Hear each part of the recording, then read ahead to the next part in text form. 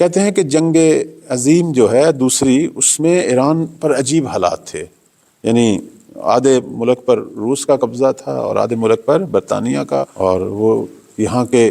جو معدنیات ہے، یہاں کی جو غذائی چیزیں ہیں وہ یہاں سے نکال کر لے کے جا رہے تھے، اور ایران میں کوئی بہت بڑا قحط تھا۔ ابھی بھی یہ جو موجودہ شیطان ہے امریکی صدر، یہ ایران پر حملہ کوئی ایرانیوں کی خاطر نہیں کرنا چاہتا، نام ایسے لیتے ہیں کہ ہم جی یہ جو مخالف ہیں حکومت کے، ان کی حمایت کے لیے، وہ یہاں کی جو معدنیات ہیں، یہاں کا جو تیل ہے، جو کچھ، وہ ان چیزوں کے لیے حملہ کرتے ہیں۔ افغانستان پہ بھی اسی لیے حملہ ہوا تھا، عراق پہ بھی اسی لیے ہوا تھا، اب جو ہے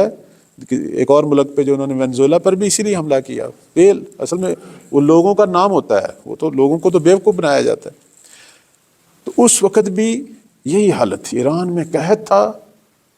اور ایران کی غلط پالیسیوں کی وجہ سے اس زمانے کی جو بادشاہی حکومت تھی، ابھی تو انقلاب نہیں آیا تھا، وہ بھی نوکر تھی امریکہ اور روس کی، برطانیہ کی، وہ تو اس طرح کے لوگ تھے۔ یہ تو امام خمینی رحمۃ اللہ کی قیادت میں جو عظیم الشان ایرانی قوم نے انقلاب لایا، اور حقیقی اسلام کا چہرہ تو بعد میں ظاہر ہوا، پہلے اسی طرح کے لوگ تھے جس طرح عرب ممالک میں بادشاہ بیٹھے ہوئے ہیں، ایران میں بھی ایسے ہی تھا۔ جو اس وقت ایران کی حالت تھی، اس کو دیکھ کر آیت اللہ نائینی رحمۃ اللہ، جو اس وقت کے عظیم مرجع تھے پورے جہان تشیع کے، آپ جو ہے نجف میں تھے تو بڑے غمگین رہتے تھے کہ ہماری مملکت کا کیا ہو رہا ہے۔ تو کہتے ہیں اسی طرح ایک دفعہ توسل کرتے ہوئے وہ سو گئے، یہ واقعہ جو ہے انٹرنیٹ پہ بھی موجود ہے۔ جب سوئے تو انہوں نے دیکھا خواب میں ایک دیوار ہے جس پر ایران کا نقشہ بنا ہوا ہے،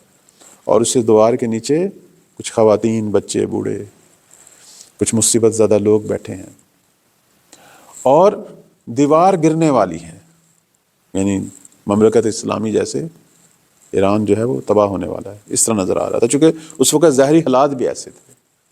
کہتے ہیں اس وقت مجھے دیدار نصیب ہوا مولا امام زمان صلوات اللہ علیہ، تشریف لائے اور گرتی دیوار کو اپنے ہاتھ سے سہارا دیا، بعض حکایات میں کہ اپنی انگلی سے سہارا دیا اور دیوار کو اپنی جگہ پر قائم کیا، اور کہا کہ آغا نائینی کو خطاب کیا کہ جناب نائینی پریشان نہ ہوں، مشکل ہے، پریشانی ہے، لیکن ایران ہم اہل بیت کا گھر ہے، ہم اسے گرنے نہیں دیں گے، اسے تباہ ہونے نہیں دیں گے۔ کہتے ہیں کہ جب